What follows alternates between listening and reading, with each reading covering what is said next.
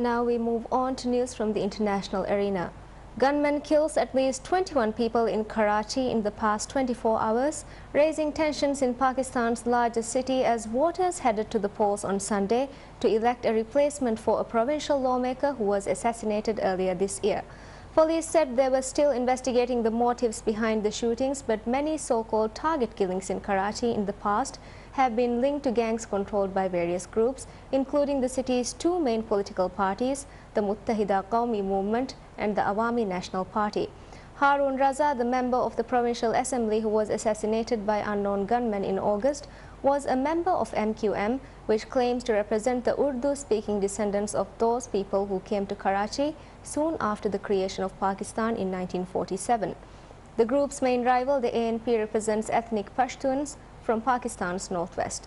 Both parties were competing for Raza's vacant seat, but the ANP announced on Saturday evening that it would boycott the election.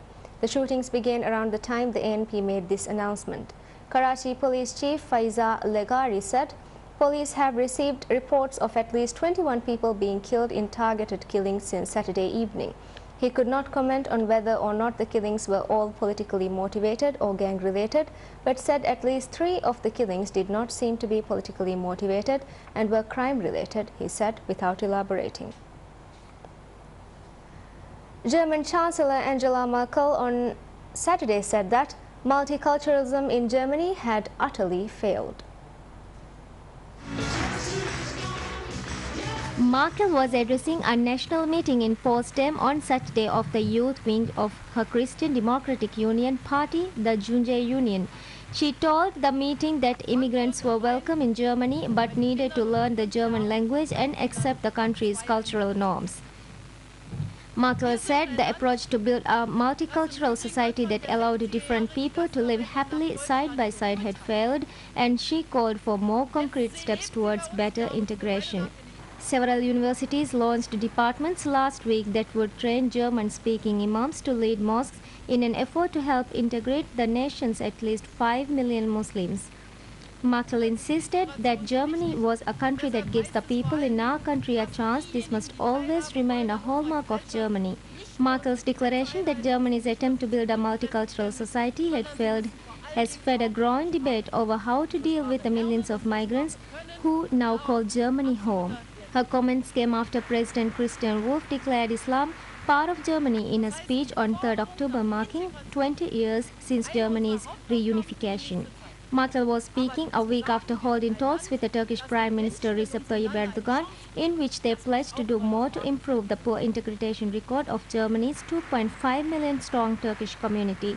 Her comments to Junge Union in part echoed comments made at the same party meeting on Friday by Horst Seehofer, who is head of the CSU, Christian Social Union, the Bavarian sister party of the CDU. Seehofer said the CDU and CSU were committed to a dominant German culture and opposed to a multicultural one, declaring multiculturalism dead. Turkish immigrants and Germans reacted to Merkel's remarks on Sunday morning at a flea market in Kreuzberg, a Turkish neighborhood of the capital Berlin.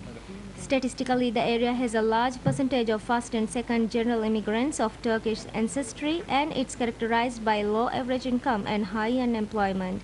One man questioned about Merkel's remarks compared her to Thilo Sarrazin, who in August, while a board member of Germany's central bank, caused a furor when he published a book in which claimed the country was becoming less intelligent because of Muslim immigrants.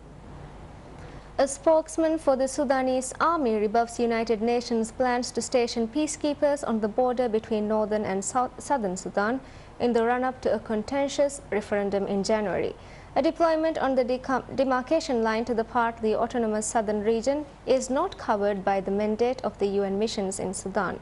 He added that the Sudanese army can ensure security in its country on its own. UN peacekeeping chief Elaine Leroy had announced the planned deployment a day earlier, saying that it is designed to prevent violent incidents in hotspots during the January 9 poll, which will decide over independence for the southern part of the country.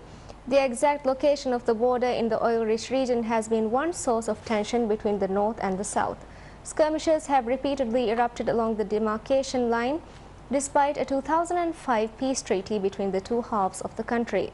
The referendum is a key piece of peace treaty which ended 2 decades of civil war that had left more than 2 million people dead. Some 10,000 UNIMIS soldiers and police officers are stationed in Sudan. Peacekeepers affiliated with the UN and African Union have also been deployed in the conflict-plagued Western Darfur region. Iranian President Mahmoud Ahmadinejad endorsed the resumption of talks with the international community on its country's nuclear program on Sunday, the latest in Tehran's recently intensified push to get the negotiations going again. The talks founded a year ago, and months later a fourth round of UN sanctions was imposed on Iran over its refusal to halt uranium enrichment, a program the West is concerned masks Iranian ambitions for making nuclear weapons. Iran denies the charge and says its nuclear program is geared only towards peaceful purposes. It insists it wants to enrich uranium to make fuel for a planned reactor network and denies accusation that it will use the program to make missile warhead material. Ahmadinejad gave no time frame for the talks, telling a crowd of supporters in the northwestern city of Ardabil that West should clarify their objective for the talks if it is aimed at friendship or hostility. He also warned the West the talks with Iran would not make progress until the West clarified its stance over Israel's alleged nuclear arsenal. Israel is widely believed to have a nuclear arsenal but has never confirmed or denied it. As Iran's archenemy, the Jewish state fears it will be targeted by Iran, and Ahmadinejad has repeatedly made references to Israel's destruction. EU's Foreign Affairs and Security Chief Catherine Ashton suggested last Thursday that the talks should be held in Vienna over 3 days in mid-November with the participation of the United States, Britain, China, France, Russia and Germany. Ashton issued the statement soon after meeting US Secretary of State Hillary Clinton in Brussels. Sri Lankan military officials say that around 500 former Tamil Tiger rebel fighters were released today in Vavuniya. Military spokesman Major General Ubaya Madewala said the ex-combatants who completed their rehabilitation program were released ceremoniously at the Vavuniya Cultural Center today. The ceremony included a cultural event where the former rebels performed in front of a large crowd of civilians and military officials. Over 11,000 ex-LTTE cadres surrendered to the Sri Lankan security forces during the final stages of the war, and they were being rehabilitated at the rehabilitation centers in Vavuniya. According to the Bureau of Commissioner General of Rehabilitation, the government has released nearly 5,000 ex-combatants so far after rehabilitation. These ex-combatants have been given vocational training at 12 rehabilitation centers to prepare them to earn a living. In addition, they have been given industrial training in their respective fields. According to the military spokesman, about 4,500 combatants have been able to find employment. The government planned to release another 1,500 rehabilitated LTTE members this month. Somali pirates seize South Korean ship.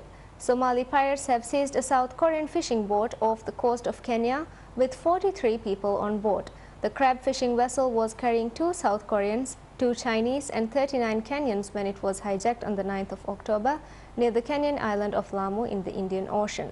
South Korean foreign officers say they are investigating the exact circumstances surrounding the incident by setting up an emergency team in our embassy in Kenya.